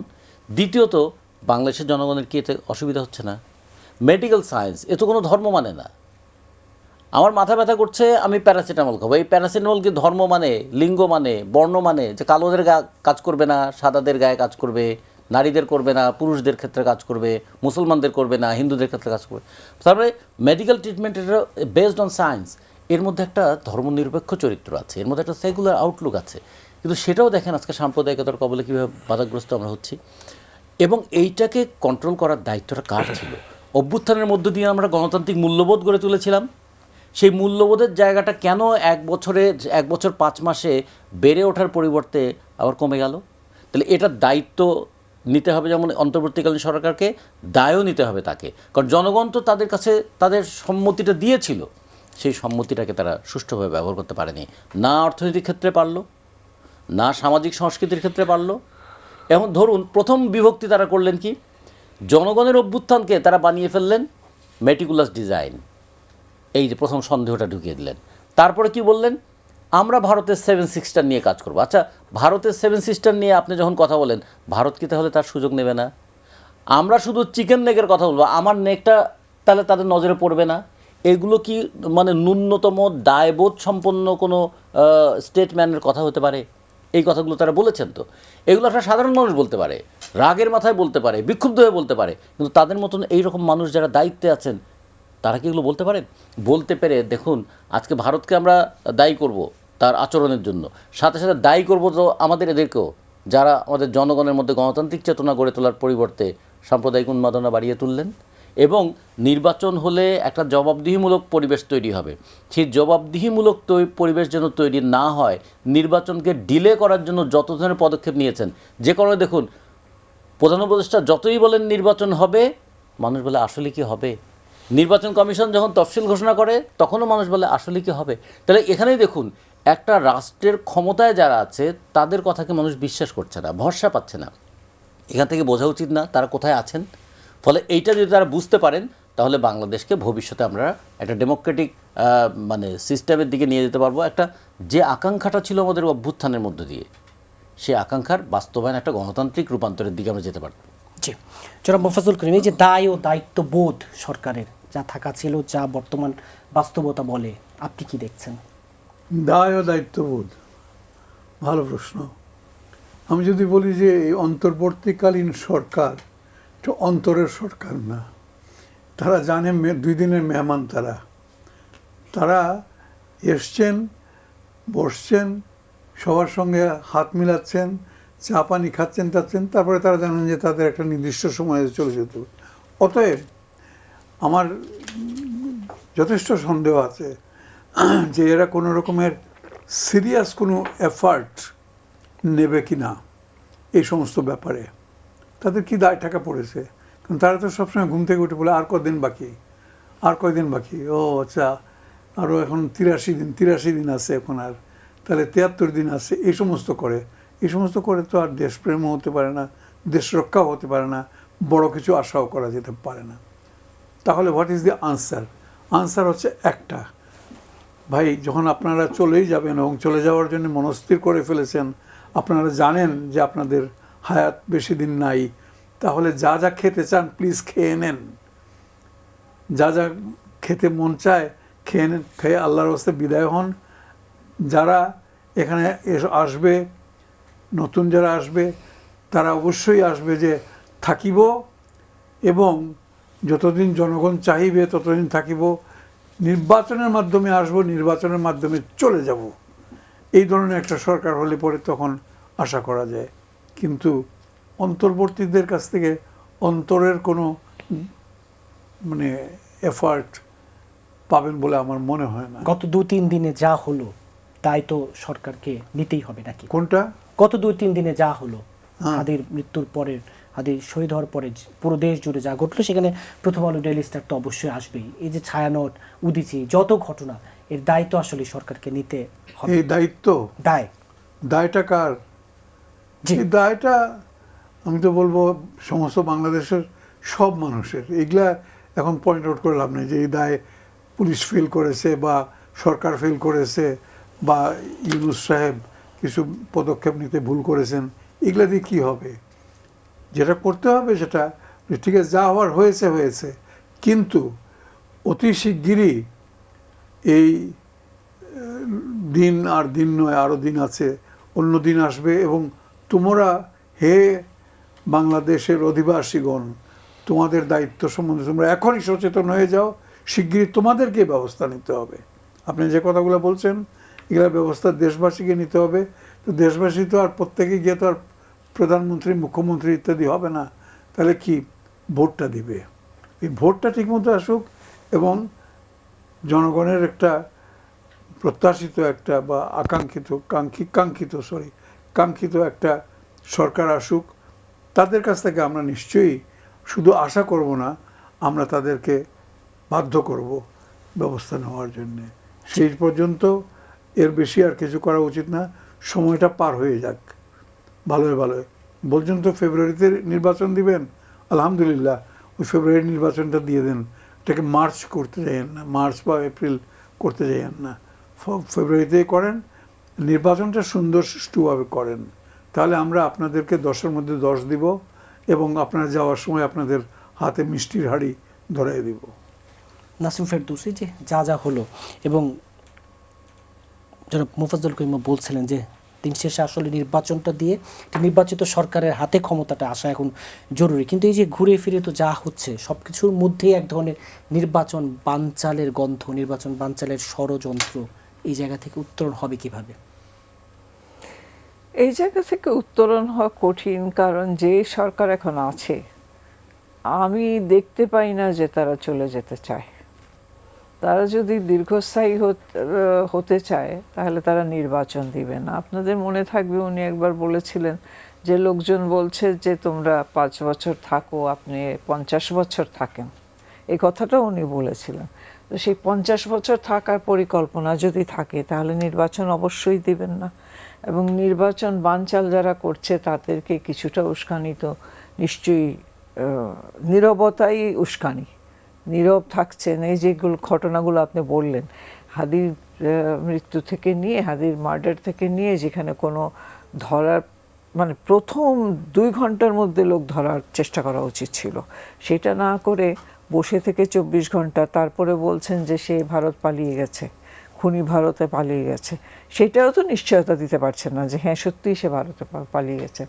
এমনই আমাদের ভারতের সাথে সম্পর্ক যে আমাদের এখানে একজন খুন করে, একটা ক্যান্ডিডেটকে খুন করে তাদের দেশে চলে গেল, ধরাও পড়লো না, আর আমরাও ধরতে পারলাম না সে চলে গেল। এরকম অবস্থা তখনই হতে পারে যখন সরকারের, যে সরকার আছে সেই সরকারের একটা কি বলবো, নীরবতা যখন থাকবে তখনই। তো তারা যেহেতু তাদের নিজেদের দীর্ঘায়িত মনে হয় দীর্ঘায়িত করতে চাচ্ছেন, কারণ এখনও মন্ত্রণালয় বন্টন, মন্ত্রণালয় পরিবর্তন, এসব কথাবার্তাও আমরা শুনছি, কিছুটা দেখছিও। তো সেগুলো থেকে মনে হয় যে তাদের দীর্ঘায়িত করতে চাইলে তাহলে কিন্তু ইলেকশন হবে না। এবং ইলেকশনকে থামাবার জন্য তাদের কাছে কিন্তু যথেষ্ট অস্ত্র আছে। এই সরকারের হাতে যথেষ্ট অস্ত্র আছে নির্বাচনকে বানচাল করার জন্য। তো বানচাল নির্বাচন দিয়ে দিলেন, তারিখ দিলেন, সব কিছুই দিলেন, তারপরে উনি দিলেন না, আপনার সিকিউরিটি দিলেন না, হাতির মতো আরো 10 জনও তো মাটিতে পড়ে যেতে পারে ক্যান্ডিডেট। এটা তো নির্বাচন হবে না, এটা তো সঠিক নির্বাচন হবে না। এবং আজকে দেখেন না, খুলনা একজন নাকি মারা গেছে। না, মারা যায়নি, এনসিপির শ্রমিক নেতা, তিনি গুলিবিদ্ধ হয়েছেন, তো আহত। একজন শ্রমিক নেতা হোক, যাই নেতা হোক, সে তো নেতা। জি, অবশ্যই। সে তো, তার পিছনে তো আরো 100 জন লোক আছে। তো সেই 100 জন তো ভয় পেয়ে যাচ্ছে। তো পুরো এরকম দেশে এক ধরনের ভয়ের পরিবেশ তো তৈরি হয়েছেই। হ্যাঁ, তো এই ভীতির পরিবেশ কেন তৈরি হবে? একটা সরকার যদি সত্যি সত্যি সামাল দিতে চায়, তাহলে ভীতির পরিবেশ কেন? আমরা তো আশাবাদী ছিলাম যে যেই ভীতির পরিবেশে আমরা ছিলাম, সেখান থেকে আমরা বেরিয়ে আসব, বেরিয়ে এসে আমরা একটু নিঃশ্বাস নিব এবং একটা ভালো রাজনৈতিক সরকার পাবো। কারণ রাজনৈতিক সরকার ছাড়া আপনি তো রিপ্রেজেন্টেশনাল গভর্নমেন্ট পাচ্ছেন না, এবং রিপ্রেজেন্টেশনাল গভর্নমেন্ট যতদিন পাবেন না, ততদিন কিন্তু আপনার এই টলমল সম্পর্ক থাকবে, পরিস্থিতি খারাপ হবে, অর্থনীতি আরও খারাপ হবে। আমি ভবিষ্যৎ খুব অন্ধকার দেখতে পাই। জি, আবার আপনার কাছে আসবো। জুনেদ সাকি, ভয়হীন একটি নির্বাচনের পরিবেশ নিশ্চিত করতে চায় সরকার, আজকেও বলেছেন প্রধান উপদেষ্টা। এনসিপির 6 নেতা সহ 20 জন এরই মধ্যে গানম্যান পেয়েছেন, আপনিও নিরাপত্তা চেয়েছেন বলে গণমাধ্যমে বেরিয়েছে। কতটা ভয়ের মাঝে আপনি আছেন? না, ভয় তো আমরা তো ভয়ের রাজত্বের বিরুদ্ধে লড়াই করেছি, এবং আমরা দেখেছি যে যখন ভয় মানে মানুষের মধ্যে কেটে যায়, তখন মানুষের উত্থান ঘটে। এবং সেই ক্ষেত্রে জুলাই অভ্যুত্থানে আমরা আবু সাঈদকে দেখেছি কিভাবে ভয় কাটানো এক সাহসিকতা নিয়ে গুলির সামনে দাঁড়িয়ে শাহাদাত বরণ করতে। ওই একই জিনিসই আবার ওসমান হাদিও কিন্তু একটা ভয় কাটানো, একটা সাহসিকতার একটা প্রতীক।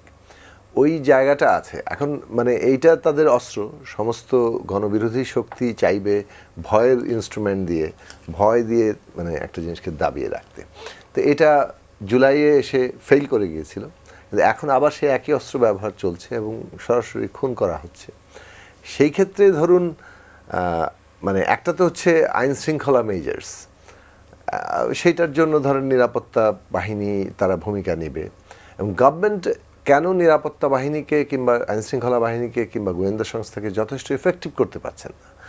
যখন একজন ব্যক্তি নানাভাবে হুমকি পাচ্ছেন এবং সেই সব অভিযোগ তিনি বলছেন, পাবলিকলি বলছেন, সোশ্যাল মিডিয়াতে আমরা জানছি, সমস্ত কিছুতে জানার পরও আমরা দেখতে পাচ্ছি যে যথেষ্ট নিরাপত্তার ব্যবস্থা হচ্ছে না।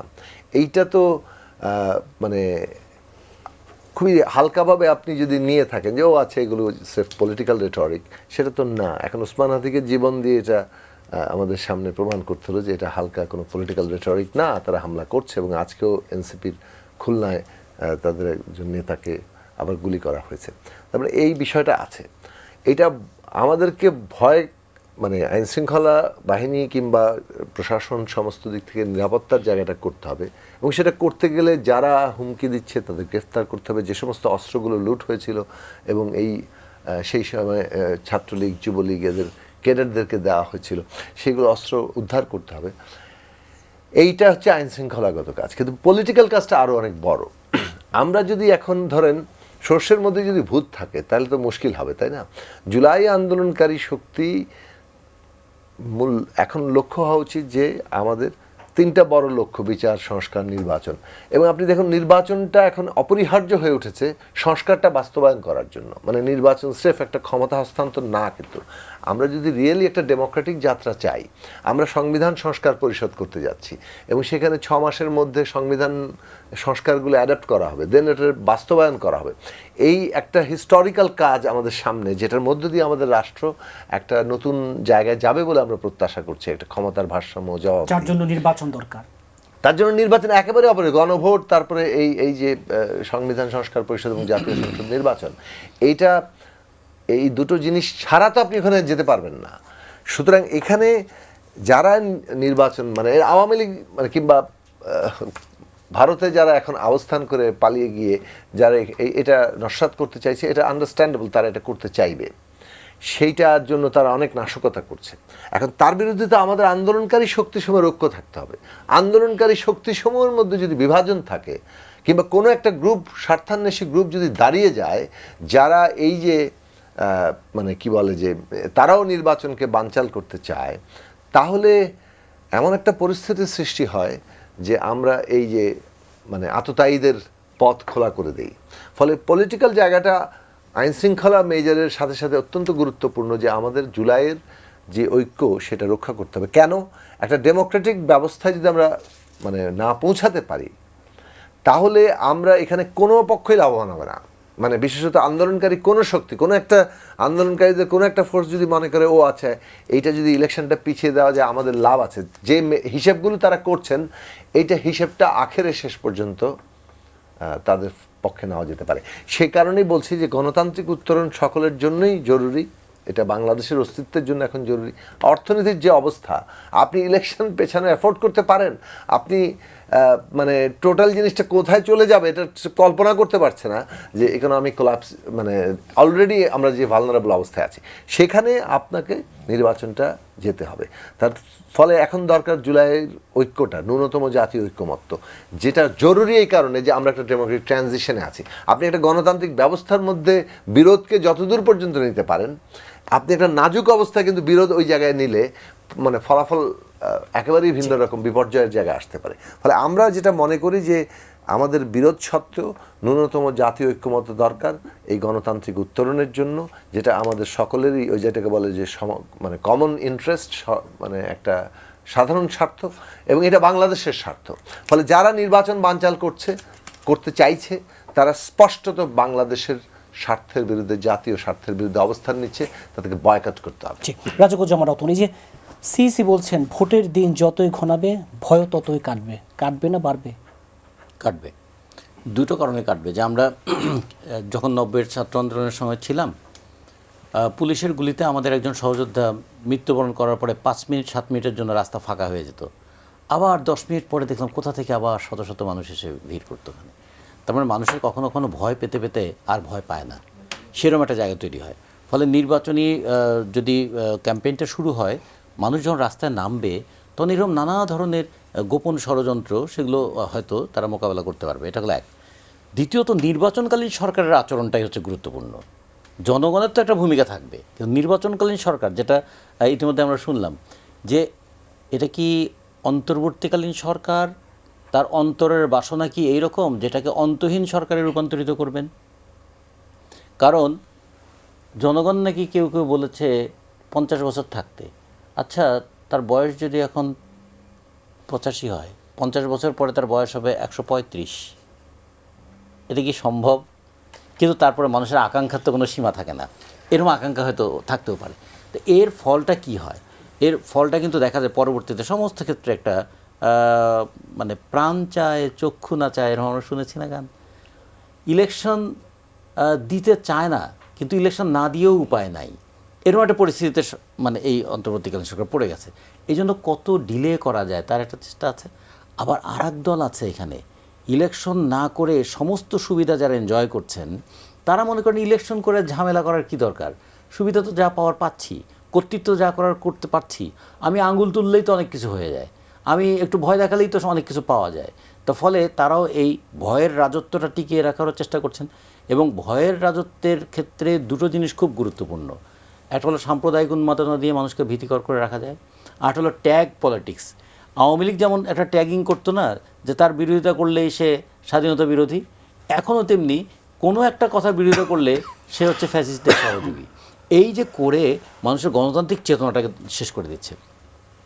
আজকে দেখুন বাংলাদেশের যে এই যে বিপুল সম্ভাবনাটা, মুক্তিযুদ্ধ যে বাংলাদেশের জন্য কত বড় একটা মানে মানে সম্ভাবনার দরজা তৈরি করে দিয়ে, দরজা খুলে দিয়েছিল। ছোট্ট উদাহরণ দেখুন, 1972 সালে আমাদের জিডিপি ছিল $9 বিলিয়ন, 2024 সালে আমাদের এত কিছুর পরে আমাদের জিডিপি গিয়ে দাঁড়ালো $450 বিলিয়ন। তার মানে এই দেশটার মানে তার ইনহারেন্ট পটেনশিয়ালটা দেখুন। আমাদের মাটির নিচের সম্পদ তেমন নাই, মাটির উপরের ভূমিও খুব কম, যেটুকু ভূমি আছে সেটাও আবার জলোচ্ছ্বাস, বন্যায় বারবার মানে হয়ে যায়, বিপর্যস্ত হয়ে যায়। এই দেশের মানুষ বিদেশ থেকে $30 বিলিয়ন রেমিটেন্স পাঠায়। এই দেশের মানুষ নিজের দেশের সস্তা শ্রমিক হিসেবে কাপড় সেলাই করে ইউরোপ আমেরিকাকে পড়ায়, বিনিময়ে $2 রোজগার করে। এমনি করে দেশটার সম্ভাবনা তৈরি হয়েছিল। কিন্তু সেই সম্ভাবনাকে কীভাবে মার খাওয়ানো হলো? স্বাধীনতার পরে 72 সালে আমাদের কোটিপতি ছিল 5 জন, এখন আমাদের বাংলাদেশ ব্যাংকের হিসাব অনুযায়ী কোটিপতি হচ্ছে 1,27,337 জন। তার মানে কোটিপতি কীরকম বাড়লো। আবার দারিদ্র এইরকম আছে যে 26% মানুষ দারিদ্র সীমার নিচে, আর 12.5 কোটি মানুষ দারিদ্র ঝুঁকির মধ্যে আছে। তারা যে কোনো একটা যদি মাঝারি মানের অসুখেও পড়ে তাহলে তার 5 বছরের সঞ্চয় শেষ। যারা একটু মধ্যবিত্ত বলে নিজেদেরকে একটু মাঝে মাঝে একটু আমেজ অনুভব করে, তাদের পরিবারের কারো যদি একটা মানে অসুখ হয়, কি যে দুর্গতির মধ্যে তারা পড়ে যায়। তার মানে আমরা কীরকম একটা ভালনারেবল জায়গায় আছি। অন্যদিকে দেখুন প্যারামিটারগুলোকে, মাথাপিছু আয় বাড়ছে, জিডিপি বাড়ছে, এক্সপোর্ট আর্নিং বাড়ছে, ভলিউম অফ এক্সপোর্ট বাড়ছে, সবই বাড়ছে। তাহলে কেন এরকম হচ্ছে? তার মানে বৈষম্য গোটা দেশের সমস্ত ভেতর থেকে শক্তিটাকে খেয়ে দিচ্ছে। সেই বৈষম্যের বিরুদ্ধে আন্দোলনটা কিন্তু 24-এ হয়েছিল, 71-এ হয়েছিল সাম্যের আকাঙ্ক্ষায় মুক্তিযুদ্ধ, 90-এ হয়েছিল গণতন্ত্রের আকাঙ্ক্ষায় অভ্যুত্থান, আর 24-এ হলো বৈষম্য দূর করার আকাঙ্ক্ষায় গণ অভ্যুত্থান। কিন্তু গণ অভ্যুত্থানের আকাঙ্ক্ষার বিপরীত পথে দেশটাকে পরিচালনা করা হলো। ফলে যে সম্ভাবনাগুলো তৈরি করে জনগণ, ক্ষমতায় যারা বসেন এই সম্ভাবনাগুলোকে আত্মসাৎ করে। এইটা মানুষ বারবার বোঝে বলেই মানুষ কিন্তু আবার ঘুরে দাঁড়ায়, আবার তারা লড়াই করতে চায়। যেমন এখন মানুষ বারবার আঙুল তুলছে না, তোমরা না বৈষম্য বিরোধী আন্দোলন করেছিলে, তো তোমাদের হঠাৎ করে এত গাড়ি বাড়ি কোত্থেকে হলো? তোমরা না বৈষম্যের বিরুদ্ধে লড়াই করেছিলে, বৈষম্য দূর হচ্ছে না কেন? কৃষক কেন তার ফসলের দাম পায় না? শ্রমিক কেন তার ন্যায্য মজুরি পায় না?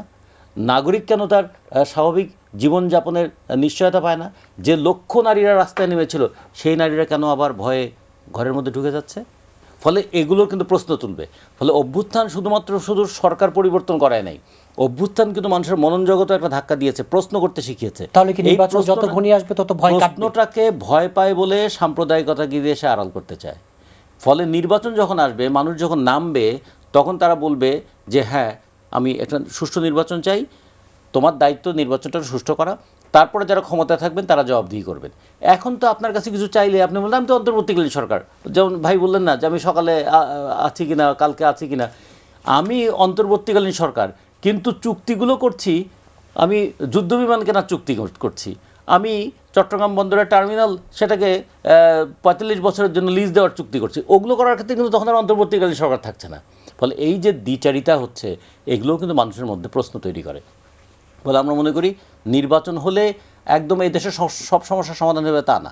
নির্বাচন হলে অন্তত একটা জবাবদিহিতার জায়গা তৈরি হবে। নির্বাচন হলে মানুষ অন্তত বলতে চাইবে যে তোমরা নির্বাচনে এই কথা বলে ভোট নিয়েছিলে, তাহলে এটা করবে না কেন? ফলে এই যে একটা গণতান্ত্রিক চর্চা করার একটা অন্তত স্পেস থাকবে, যেটা এখন আমরা প্রায় সংকুচিত করে ফেলেছি, অথবা যেটা সংকুচিত করে ফেলা হয়েছে। একটা কথা বলে শেষ করি, আজকে এই ডেইলি স্টারের সামনে আক্রান্ত হয়েছিলেন নুরুল কবির। তিনি বলেছেন সরকারের একটা অংশ অথবা পুরো সরকারটাই এই বিষয়টা ঘটতে দিয়েছে। ফলে এটা কিন্তু বড় একটা অভিযোগ। এই অভিযোগের হাত থেকে মুক্তি পাবেন কিভাবে তারা? মুক্তি পাওয়ার একটাই উপায়, কাজ করে দেখিয়ে দিতে হবে। সেই কাজটা করবেন কিনা সেটাও আমরা একটু দেখতে চাই। জনাব মোফাজ্জল করিম, এই যে ভয় দূর হবে এবং উৎসবমুখর নির্বাচন হবে, আপনি বিশ্বাস করেন কিনা এবং প্রত্যাশা রাখেন কিনা? ভয় কাটবে এবং উৎসবমুখর নির্বাচন হবে? হ্যাঁ, আমি এটা বিশ্বাস করি। এই জন্য বিশ্বাস করি, নির্বাচন যখন আমরা বলি বা ভোটের কথা যখন বলি, তখন আমরা কিন্তু 18 কোটি মানুষের কথাই বলছি। 18 কোটি মানুষ কি তারা ভোট চায় না চায় না? বলে না না, ভোট টোটের দরকার নেই, যেভাবে আছে চলুক। এটা কি বলেছে? না, বলবে না, কোনোদিন বলবে না। বাঙালি এটা কোনোদিন বলে নাই, বলবেও না। তাহলে পরে আমার ধারণা যে ইনশাল্লাহ ভোট হবেই, এবং ভোটে সাধারণ মানুষ ঐক্যবদ্ধভাবে ভোট দিবে। তো এইখানে একটা গুরুত্বপূর্ণ বিষয় হলো রাজনৈতিক দলগুলা, এখানে আবার রাজনীতির প্রতিনিধিরাও আছেন, তাদের সামনে বেয়াদবি নেবেন না বলি, তারা তাদের রোলটা হচ্ছে তখন সবচেয়ে বড়। তার কারণ ভোট তো দিব আমি ভোটার, বা নাসিম ভোটার, আপনি ভোটার, আমরা ভোট দেব, কিন্তু আমাদের নেতারা আমাদেরকে কিভাবে পরিচালিত করবেন সেটা কিন্তু অত্যন্ত বড় ফ্যাক্টর। তা নাহলে সব কিছু কিন্তু গোবলেট হয়ে যাবে, ভণ্ডুল হয়ে যাবে। তো যাই হোক, আশা করতে হবে, এবং আশা করব তখনই যদি আমরা দেখি যে সঠিক দিকে সঠিক পদক্ষেপগুলা নেওয়া হচ্ছে। আপনার আমি আগেই বলেছি, এটা অন্তর্বর্তী সরকার, অন্তরের সরকার নয়। তো ওই বেচারারা তো যেদিন চাকরি ছেড়ে চলে যাবেন যখন আর কি, তখন মনে মনে বলবেন যাক আল্লাহ বাঁচাইলো, যে কদিন ছিলাম ভালোই তো মুরগির ঠ্যাং চিবাইছি, কিন্তু এখন চলে যাই, ডাল ভাত খাই 4টা, তবু তো বেঁচে গেছি এটা থেকে। কিন্তু যাদের রেখে গেলেন সেই 18 কোটি মানব সন্তান, তারা তো কোথাও যাওয়ার জায়গা নাই, তারা যাবে কোথায়? তাদের তো এখানেই থাকতে হবে। সেই জন্যে রাজনৈতিক দলগুলা যারা এখন স্তিমিত হয়ে আছেন, যারা এখন একটু আউট অফ দিস সিন, দৃশ্যপটে নাই, তাদেরকে কিন্তু তখন সঙ্গে সঙ্গে দায়িত্ব নিতে হবে। জি এবং তাদের দায়িত্বের উপরে নির্ভর করতেছে আমাদের ভবিষ্যতের দিনগুলা কেমন যাবে, কেমন ভোট হবে, ভোট হওয়ার পরে কেমন রাজনীতি। জি নাসিম ফেরদৌস, আপনি কি প্রত্যাশা করেন কেমন ভোট হবে, আগামী দিনগুলো কেমন হবে? ছোট্ট করে। প্রশ্ন হলো ওনারা কি যেতে চান কিনা। যেতে চাইলে তাহলে ভালো ভোট দিতেই হবে, না হলে ওনারা নিশ্চিতভাবে ভালোভাবে যেতে পারবেন না। এক্সিট স্ট্র্যাটেজিটা খুব স্ট্রং হতে হবে এবং সেটা একটা খুব ভালো ভোট দিয়েই হবে, এছাড়া হবে না। কিন্তু কথা হলো যে রাজনৈতিক যে দলগুলো আছে এরা কি সেই প্রমিস টু প্রোটেক্ট এখন যারা আছেন তাদেরকে এটা দিতে পারবেন কিনা। এই নিশ্চয়তা যতদিন তারা পাবে না যে তারা ঘরে ফিরে গেলে তারা নিশ্চিন্তে ঘুমাতে পারবে, এই নিশ্চয়তা যতদিন পাবে না ততদিন ছাড়তে ভয় পাবে। তো সেই সুযোগটা তাদেরকে করে দিতে হবে, তবেই সে ইয়েতে আসবে।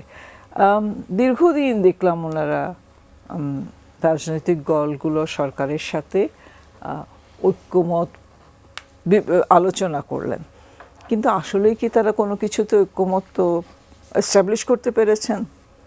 নারীদের কথা বললেন, নারীরা কি কমফোর্টেবল ফিল করছেন? তাদের তো রিপোর্টটা গ্রহণই করা হয়নি, তাদেরকে সময়ই দেওয়া হয়নি। এইরকম আপনি অর্ধেকের বেশি কিন্তু নারী, তো এদেরকে বাদ দিয়ে আপনারা ভোট করবেন, ইলেকশন করবেন, এদের পার্টিসিপেশন কিভাবে হবে? এই যে guarantee of life and safety and security, এইটা তো নাই। অনুষ্ঠানে একেবারে শেষে জুনাস কি ছোট্ট করে, এই যে ভয় কাটবে, উৎসবমুখ নির্বাচন হবে, প্রত্যাশা রাখেন কিনা, মানে আত্মবিশ্বাসটা রাখা যায় কিনা বর্তমান যে বাস্তবতা দাঁড়িয়ে আছে, উৎসবমুখর একটি ভোট? জনগণের ঐক্যবদ্ধ জায়গাটা তৈরি হলেই এই ভয় আর কাজ করবে না আসলে। এটা 1-2 নম্বর হচ্ছে সরকার যদি নিষ্ক্রিয় থাকে, মানে সরকার মুখে বলছে আমরা উৎসবমুখর ভোট চাই, কিন্তু আসলে এফেক্টিভলি মানে যে জায়গায় তার যাওয়া দরকার, যা কাজ করা দরকার, সেই জায়গায় তাদের যদি নিষ্ক্রিয়তা দেখি, বিশেষভাবে আমরা যেটা দেখলাম এইখানে, এটা যেমন মানে রহস্যজনক নীরবতা, কিন্তু আবার খুব দৃশ্যমান নিষ্ক্রিয়তা, সেই জায়গাটাতে আমরা দেখেছি। তো সেটার জায়গাটা যদি ঠিকঠাক মতো তারা এক্সিকিউট করাতে না পারেন, বললেন, অর্ডার দিলেন, কিন্তু সেটা শেষ পর্যন্ত নিচে গিয়ে প্রশাসন, আইনশৃঙ্খলা বাহিনী, সংশ্লিষ্ট সকল পক্ষ তারা শেষ পর্যন্ত বাস্তবায়ন করছে কিনা, সেই জায়গাটা তো থাকতে হবে।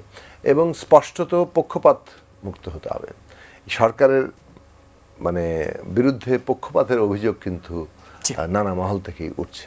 জি রাজকুমার বাতো, এক বাক্যে এই যে নীরবতা, নিষ্ক্রিয়তা কাটিয়ে ভোট উৎসবের হবে কিনা? ভোট হচ্ছে উৎসবের হবে না, ভোটটা প্রয়োজনীয় হবে।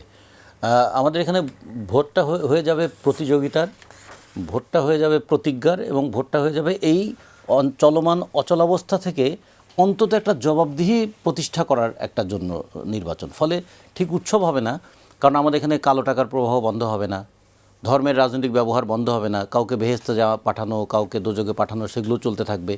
ফলে কিছুটা সতর্কতামূলক ভোটই হবে, কিন্তু তারপরেও ভোটটা প্রয়োজনীয় হিসাবে মানুষ গ্রহণ করবে, এবং এই প্রয়োজনীয় ভোটের মধ্য দিয়ে একটা নির্বাচিত সরকারের কাছে ক্ষমতাটা হস্তান্তর হবে। জি, আপনাদের চারজনকে আজকে স্টুডিওতে সময় দেওয়ার জন্য ধন্যবাদ। দর্শক, এন মোহাম্মদ পাবলিক পার্লামেন্ট আছে এ পর্যন্তই। আগামীকাল আবারও দেখা হবে। সে পর্যন্ত ভালো থাকুন, সুস্থ থাকুন।